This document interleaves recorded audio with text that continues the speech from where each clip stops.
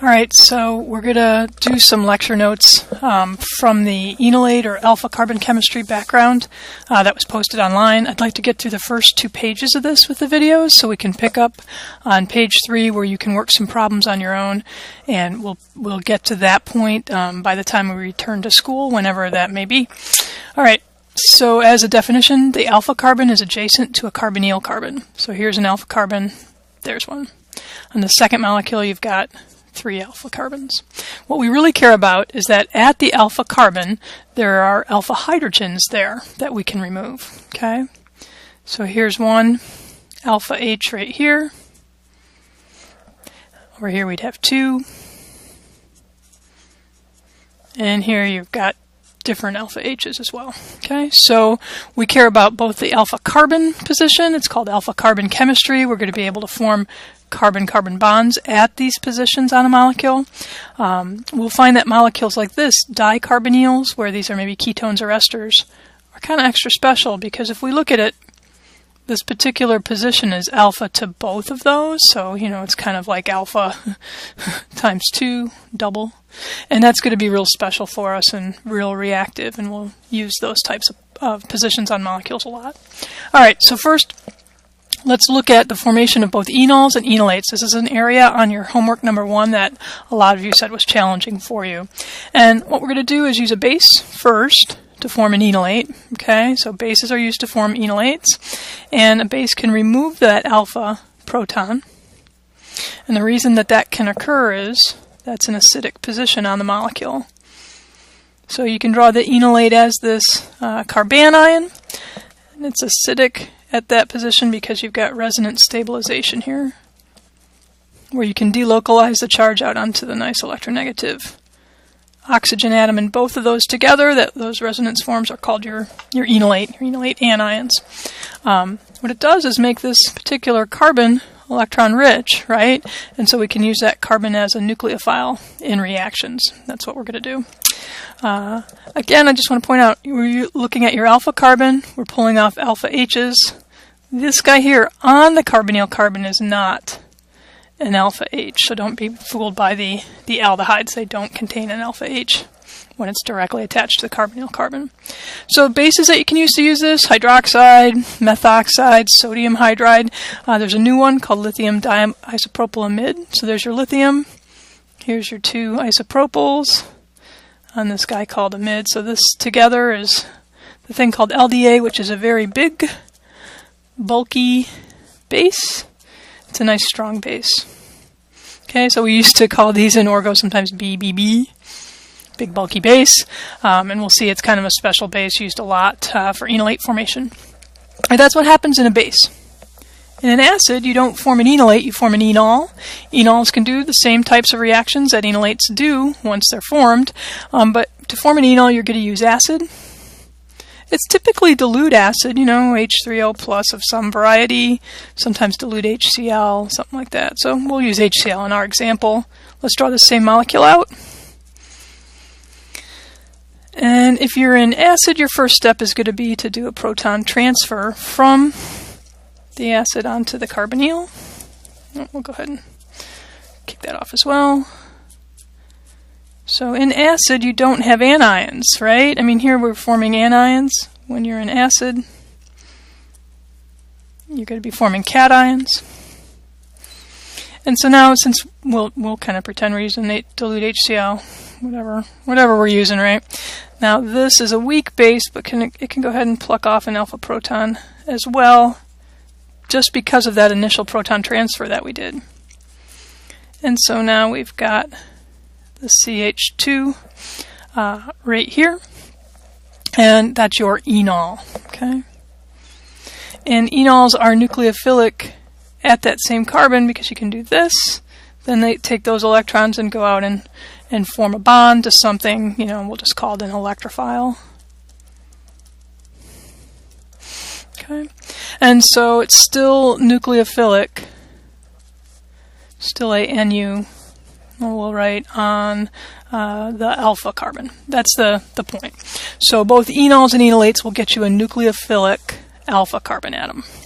All right, so our first reaction we're going to go through, and again, I'm hoping this is review. I'm hoping it's not too outside of our scope, is we can take and form carbon-carbon bonds at the alpha position if we react them with nice alkyl halides. That will work for SN2 type reactions. So the first step would be to form, and we'll use base for these and form enolate anions, but you could get it done in acid as well. Base is a little more common here. So step one, some kind of base, right? Something to remove the proton. And then the step two is the alkyl halide, often just written RX, alkyl halide. And generically, at our alpha position, you're adding an R group, right? You just formed a carbon-carbon bond by some alkylation reaction. And so this gives us a good chance to review this term. Alkyl halides that are good for SN2 reactions. There's specific ones. We could have a methyl halide. Those are great, right? No steric hindrance. It doesn't get smaller than methyl chloride, for instance. You could have what we call a primary alkyl halide. Also fantastic. Then we start getting a little slower and trickier in our reactions. These are okay. You can get them to work. But never are you going to do an SN2 reaction with a tertiary alkyl halide. So we'll just make a note of that. No tertiary RX for our SN2 reaction. So there's a little limitation there in our alkylation at the alpha position via this mechanism. All right, so let's practice one. Sodium hydride. That's an alpha carbon, that's an alpha carbon. This one has no hydrogens though, if both those are methyl groups, and that's what line angle tells us. They're both methyl groups. Here you've got a couple alpha H's. You just need one. We could be able to deprotonate. We'll go ahead and draw in our nice enolate, right? It's nucleophilic on that carbon. You could draw the resonance for it if you wanted to. And now we've got ethyl bromide. We'll draw that out. ETBR is this. It's a nice primary alkyl halide, so SN2 is great. Not a problem. Methyls stay there. Boom, boom, boom. And we just added on this ethyl piece, right? So this piece right here is what gets added on there, and that's your product. You've just alkylated at the alpha position again, forming a carbon-carbon bond. It's fantastic. Again, it's a primary alkyl halide, just to review our SN2 conditions.